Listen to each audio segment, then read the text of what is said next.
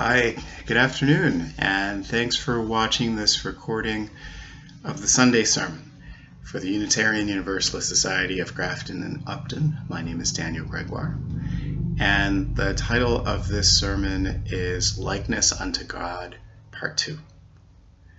We'll begin with a reading that I titled, It is Plain, It is Plain.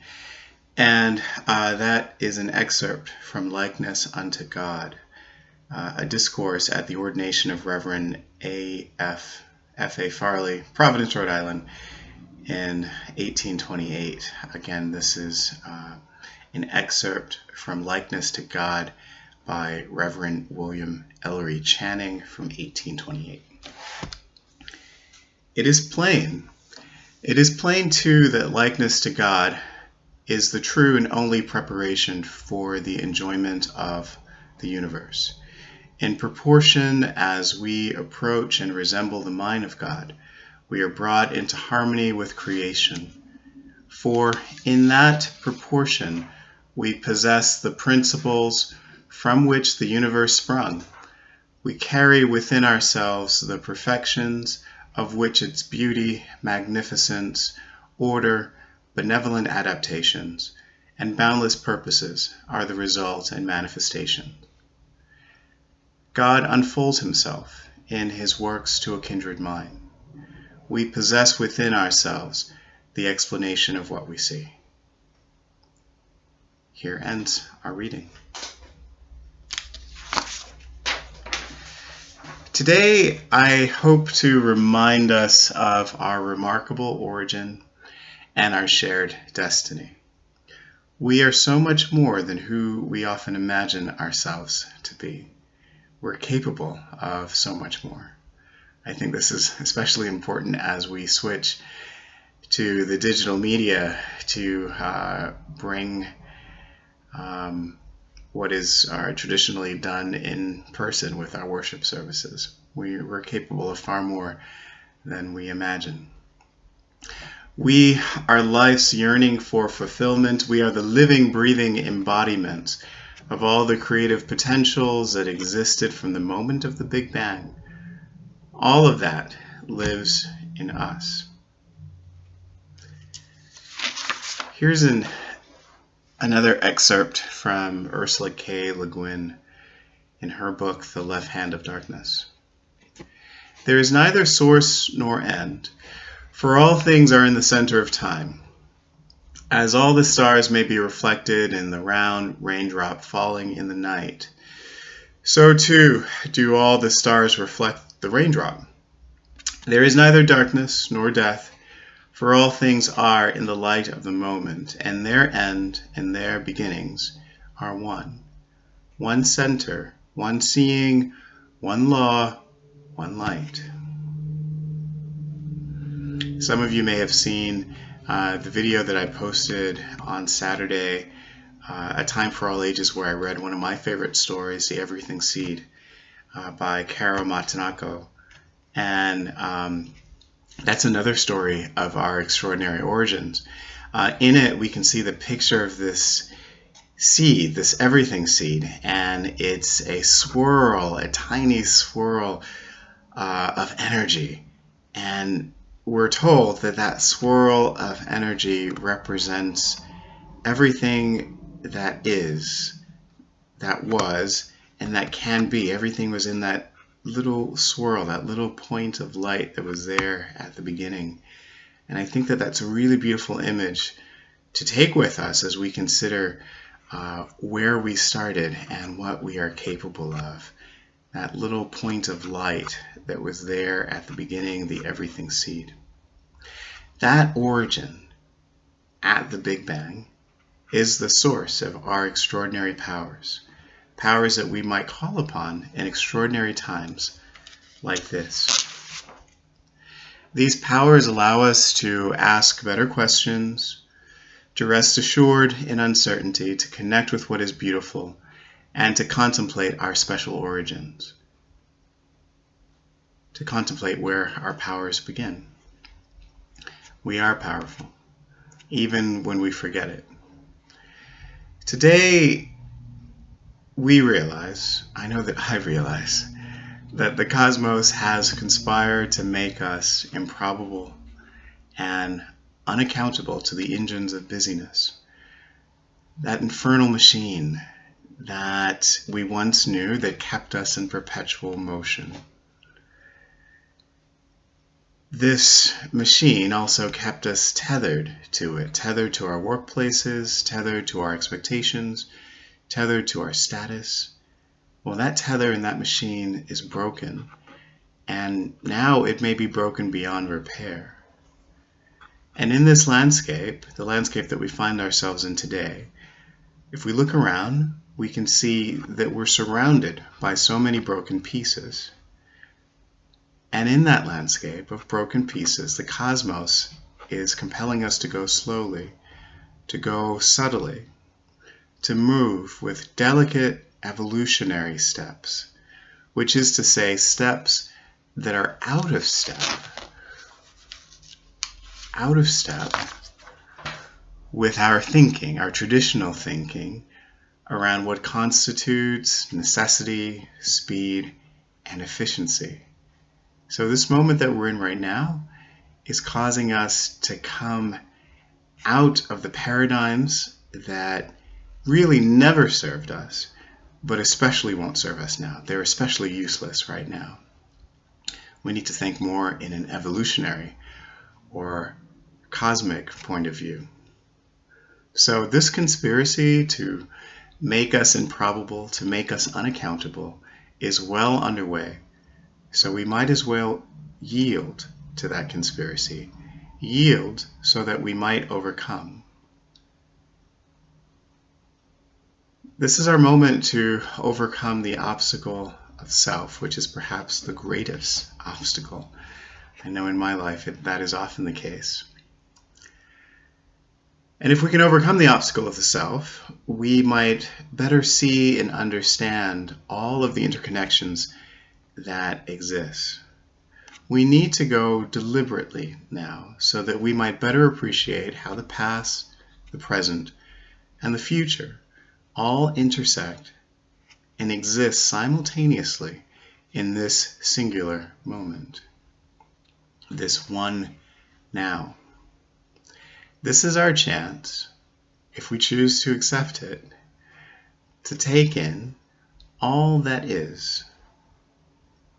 This is our chance to take on a grander point of view in life, a chance to see with more godlike eyes. Many of you know that I'm from New York City, and one of my favorite places to visit in New York, what I often describe as the center of the universe, is the Grand Central Terminal Station in Manhattan. If you go into the Grand Central Station, there's a great hall. It has a clock and an information booth in the center, and there are entrances to the many trains that you can take to just about anywhere. But if you pause for a moment in the hustle and bustle and look up, you'll see a beautiful ceiling. And that ceiling has on it painted a mural of the nighttime sky. It's painted in blue and white and gold, and even has twinkling lights that represent the stars and the constellations that they create. The stylized star map, depicts the winter sky in the northern hemisphere, and it's based on early Renaissance drawings. If you've ever been in the Great Hall, and I'm sure many of you have, and if you've thought to look up and perhaps risk missing your train, you'll see one of the most magnificent pieces of public art anywhere in the world, right there in New York. Pretty soon after the station was built in 1913, people began to notice that the mural painted onto the ceiling was painted wrong. It was backwards. It did not depict the reality of the nighttime sky from a perspective that is possible to achieve anywhere on Earth. Folks wondered then, how could such a big painting that obviously had a lot of people overseeing its creation, how could that be done wrong? There are many speculations as to what happened, speculations that continue to this day. One of the best ideas that I've come across is that the nighttime sky, it's not what we would understand as a human perspective, but more as a God perspective. If God could exist as a thing outside of the celestial sphere, and looking at it from that outside vantage point, from outside of our realm, that is what God would see. But how special is it that this unique perspective is not just God's, it's ours.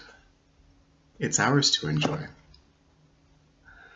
So I want to remind you here that when I'm talking about God, I'm talking about you. I'm talking about us from the vantage point of the Grand Central Station Great Hall, looking up at the starry realm. This is what we can see. God is what happens between you and I. God is our ability to be together and to share that being together. It's what the 20th century theologian Paul Tillich called the ground of being, the sum of all that is, and we are a part of that. I believe that we, you and I, possess God-like powers, extraordinary powers, powers that are captured in sacred myths and legends, and is described in sacred literature in all times, in all places, in all cultures. These tales of divine beings with their extraordinary powers and sometimes their extraordinary foibles are really describing unrealized human potentials, human potentials to create, to destroy, to transform, but also to connect. And right now we are experiencing a time of extraordinary connections, times when the lines of communications have never been stronger, like our ability to connect in this way, far from perfect as it is one sign of our extraordinary abilities. But some of those lines of connections are stronger than others, and still other parts of the lines are fraying altogether. My partner Kate and I can see the fraying when we go out into public. Yes, people are keeping their social distance of at least 6 feet. But oftentimes that social distancing registers as fear, and to us at least, it renders the strangers as suspects. We've become suspicious people to each other, all of us. It registers as the worst form of judgment. Obviously, people are scared. We are scared. But we can't let fear carry us away. There's an old saying that fear and fire are useful servants, but horrible masters. Just think about that. Fear and fire are useful servants, but horrible masters. What makes fear a horrible master is that it causes us to abuse ourselves and to abuse others. Yes, it has its uses for sure. We can't live without fear. But at the same time, we really can't live without a larger vision of life, especially during this pandemic. So I ask you, how might we choose compassion over fear? If we need to choose a master, perhaps compassion is the better of the two. Let's remember our essential godlike nature, especially now, and not be ruled by our fears. The other day I was checking in on my mother, who lives on the South Shore, and many of you know that my mother is a nurse's aide and she works in the hospitals. She, along with so many others, are on the front line in the healthcare sector, doing their best against what seems like impossible odds. She explained to me that several floors in the hospital where she works have been converted to COVID-19 wards, and they are nearing capacity even now. She and others are working long, extended hours with limited and inadequate supplies. This is not a surprise to anyone, I'm sure.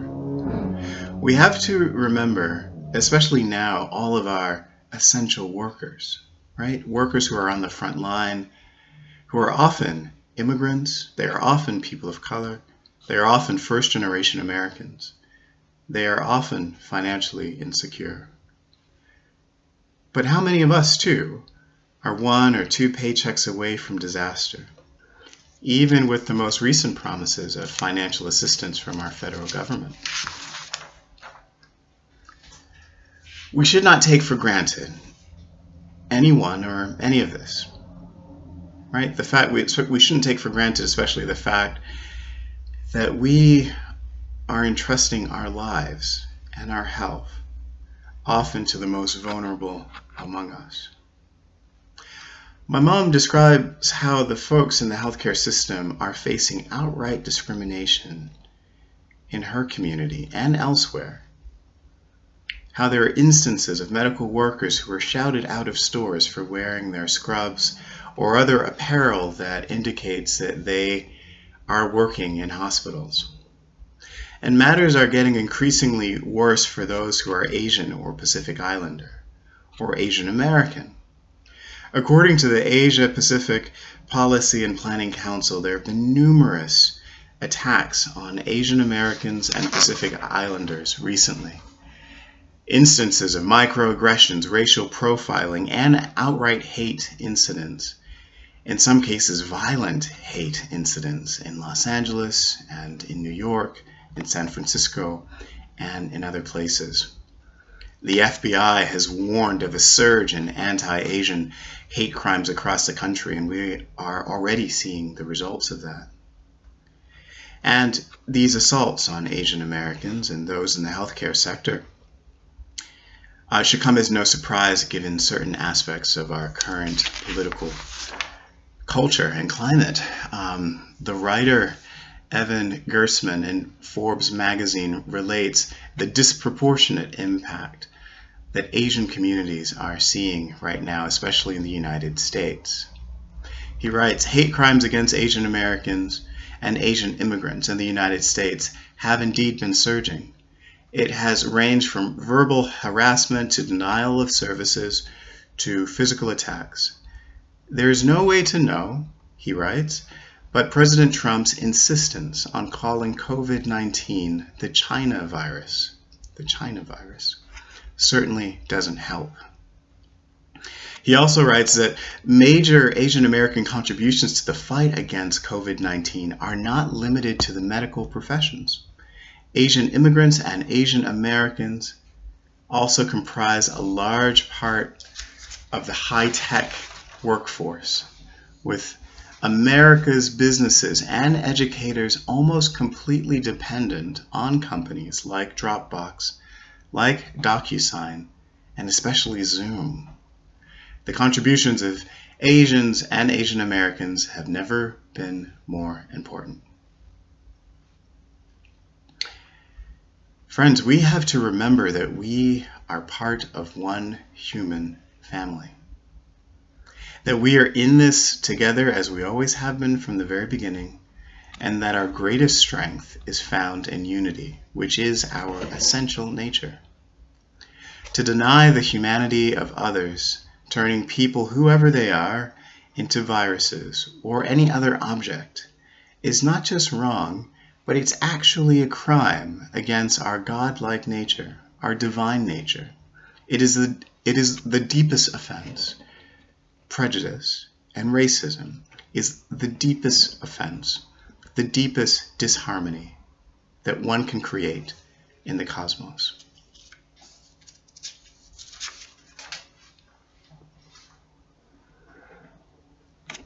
We might recall from our reading that it is plain that likeness to God is the true and only preparation for the enjoyment of the universe.